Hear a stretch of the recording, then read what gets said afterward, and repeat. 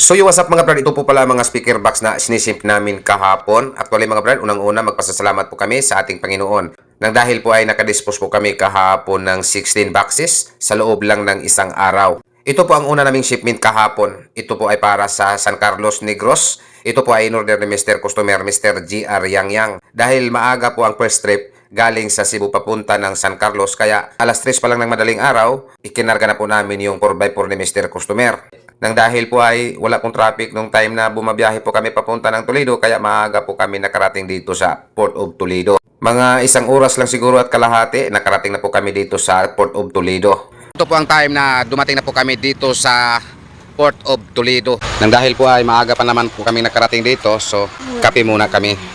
So yan, alas 5 pa po ng madaling araw. At ito po ang karga namin. So yan po ang address. Mga isang oras pa siguro galing sa pagdating namin dito hanggang nakarating din si Mr. Customer. At nung time na nakarating na po kami dito sa Port of Toledo, hindi ko alam na mayroon palang nakakilala sa akin. Ito po sila.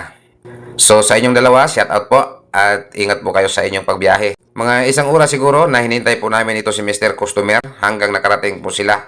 At nung time na nag-meet up po kami, so hindi po mawala yung picture-picture. At ito po ang time na nandito na po kami sa budiga ng barko. Ayan, sinimula na po sa pagdiskarga ang 4x4 ni Mr. Customer.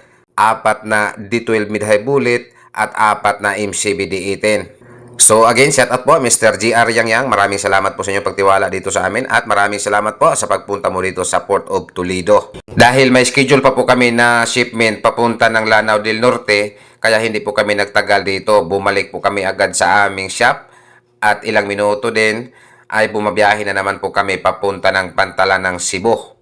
Bali, dalawang pantalan po ang napasok namin ngayong araw na to. Una, itong Toledo Port at ito ang Cebu Port. Bali, tagwalo-walong box, 8 sa Toledo, 8 din sa Cebu. Ito po ang tinatawag na self-service.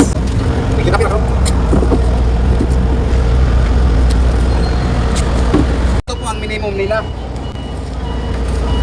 Ito po ay 1 kubiko.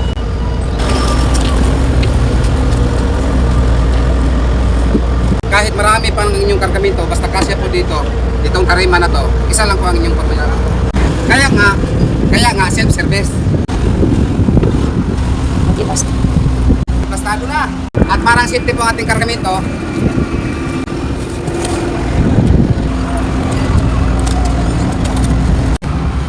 Kaya yung mga customer natin, hindi po sila magsisi. So yan, sinervice naman po natin ng maayos. So, walang pipihit. Ito po ang nagkamadali sa aming transaksyon mga brad. Or ito po ang nakakaganda kung may shipment po kami dahil unang-una meron pong tigkuha sa aming mga papilis at kami po ang tig-deliver.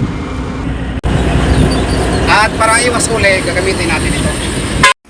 At alam niyo na po kung para saan to.